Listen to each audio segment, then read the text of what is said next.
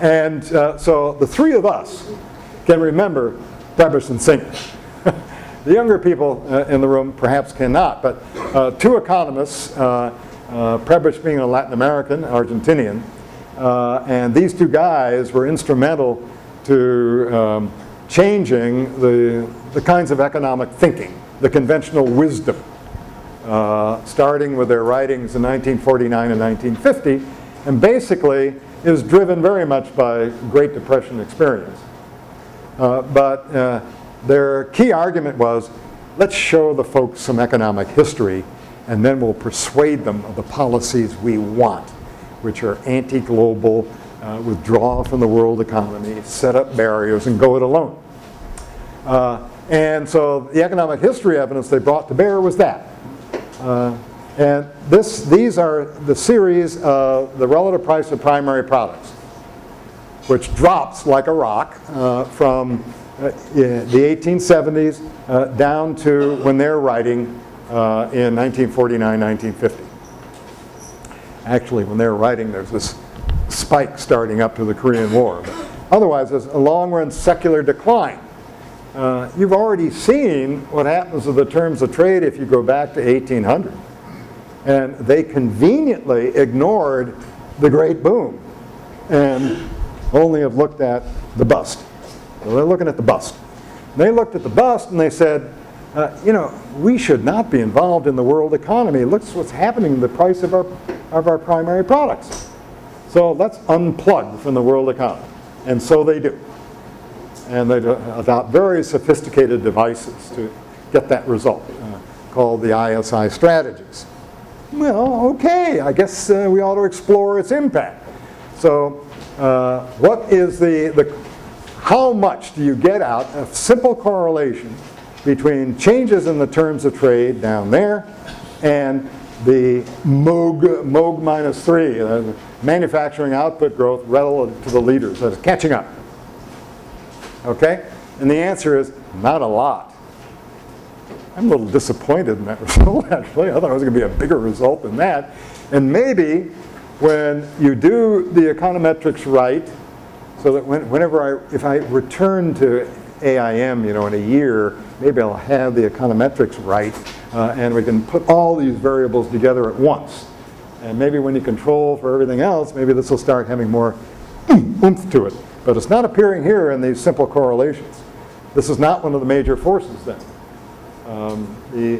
What's driving the terms of trade is not crucial in accounting, in spite of the magnitudes of the changes. It's not crucial in driving the catching up result.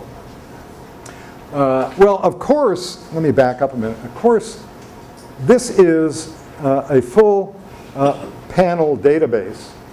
I'm looking at the whole period, all these countries, 1870 all the way up to 1939. And there are episodes in there, of course, where the terms of, for some countries where the terms of trade is not declining sharply. So there may be mixed influences. So we'll see whether we can tease out more as we proceed. But right now it doesn't look like it's a big player.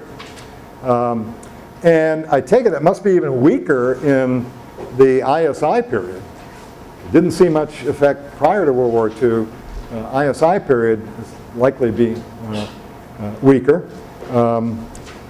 And that is, not much happens in the secular trend in the terms of trade after the Korean War. And the literature is huge. I mean, so many guys and gals, you know, fatten their CVs, you know, publishing one paper after another, yawn, you know, documenting what happened to the terms of trade. And there are just some of them. It just goes on and on and on and on. And they all confirm the same thing. What Singer and Prebisch saw didn't continue. In the second half of the 20th century, lots of instability in the terms of trade, the relative price of primary products, but no trend. Until recently. Okay. What about protection? There we go. We ought to be able to get something out of this. So what I have plotted here for all the regions that matter the average levels of tariffs. Now, this is the average level of tariff. We should have instead manufacturing levels, tariffs on manufacturers. Those are really hard to get. You have to work hard, and if you want to do it for 29 countries over a century, you're going to spend your lifetime doing it. But we do know, whenever you look at an individual country, a country, a young, new developer, they all are exporting primary products, except for parts of East Asia, and importing manufacturers. And if their average tariffs are high, of course, they're much higher on manufacturers than they are on the other stuff. So whatever we say about the average tariffs, you could say even more strongly about manufacturers. And here's how the regions stack up. There is Latin America. There's only one other part of the world that has higher tariffs in the 19th century than does Latin America. In spite of all the talk about amazing export-led growth in Latin America, well, it was export-led, but it would have been led a lot more by exports if it weren't for all these tariffs. There's only one country that has higher tariffs, and that's the United States. Big talking United States. Blah, blah, blah. You know, geez, let's let the markets work. Yeah, right, sure. The highest tariffs in the world until Latin America says, hey, if they can do it, let's do it. And they become the leader. They're below that blue arrow. They have the autonomy to do so, and they do it with a vengeance. Turn to protection. Long before 1950, long before the crises of the Great Depression, Latin America was already big time into protection and tweaking various devices to try to foster industrial development. The European periphery isn't too far behind. They have high levels of protection, not as high as Latin America, but high levels of protection. That's that one. Meanwhile, down here is Asia. Asia, where all the colonies are, Asia, where all the gunboats have been, trade or die, you know, and so on, and keeping tariff levels down. But if you can read that, or read it on your sheet, it's starting to drift upwards in the 1890s and up to World War I. And it's drifting upwards because some of the members of that Asian sample, like Japan, their treaties run out. They say, finally, we get rid of these treaties, and they get some autonomy, and they start doing what Latin America had been doing long ago. But the big change is the convergence around the third world in policy. The convergence that takes place in the interwar decades, the 1920s and 30s. Bingo, right there. Everybody's tariffs go up. Everybody tries to mimic Latin America, and especially Asia. Asia has the biggest leap towards protection. This is long before 1950, ISI and all that.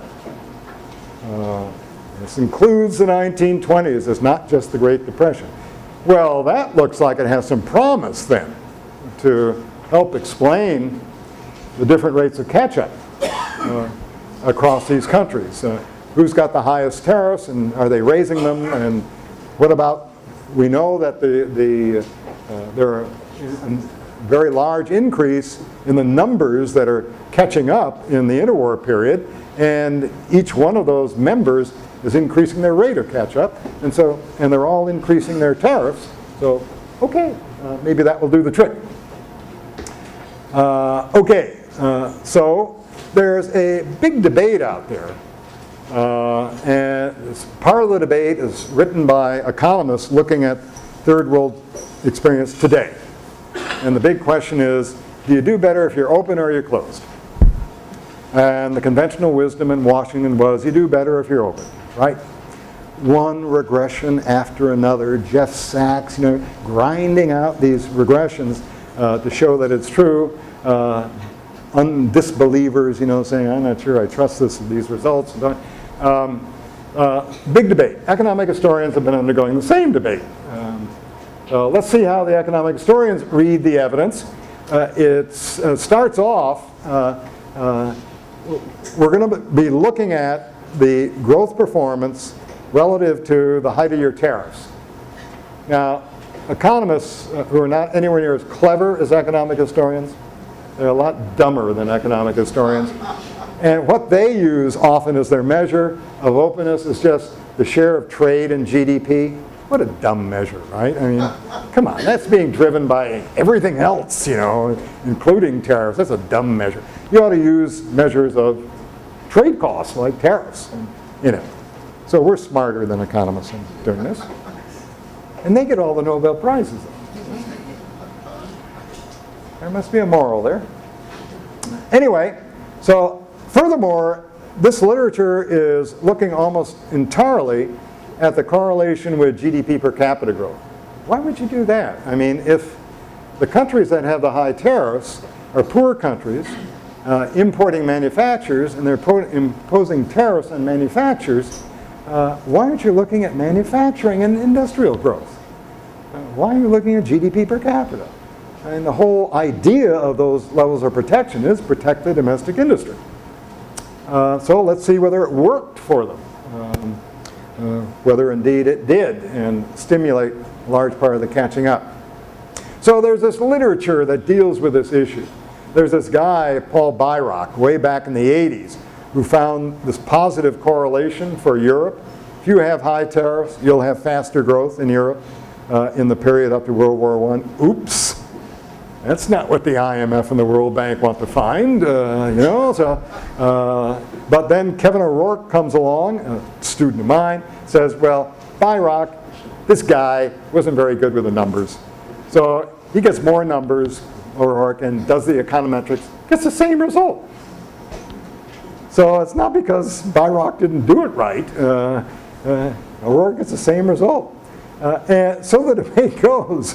These guys, including me with your buddy Michael Clemens, goes through and finds different results depending on which period and which part of the world you look at.